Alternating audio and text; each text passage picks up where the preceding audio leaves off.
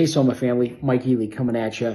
I just wanted to share with you some exciting stuff, more reading in the scripture this week. We're in Acts, and on Tuesday, we're in Acts 8.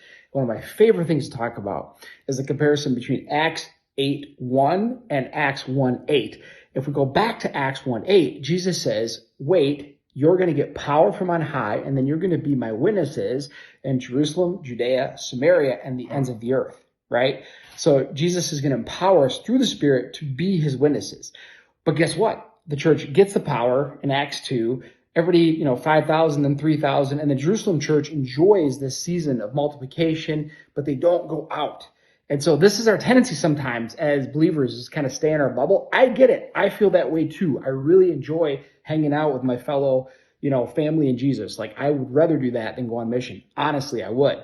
But that's not what Jesus is calling us to do. So what does he do? In Acts 8:1, it says, and Saul approved of the execution of Stephen, right? That's the first part there. And there arose on that day a great persecution against the church in Jerusalem, and they were all scattered throughout the region of Judea and Samaria. And then 9 and 10 go on to talk about, Philip and the Ethiopian eunuch. And today we talked about, Peter and Cornelius. So we see all these examples of mission happening outside of Jerusalem, because God's heart is for the nations to know him.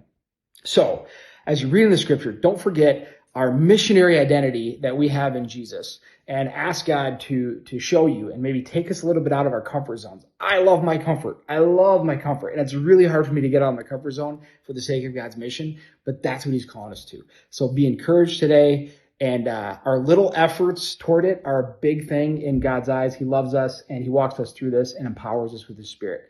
Love you guys.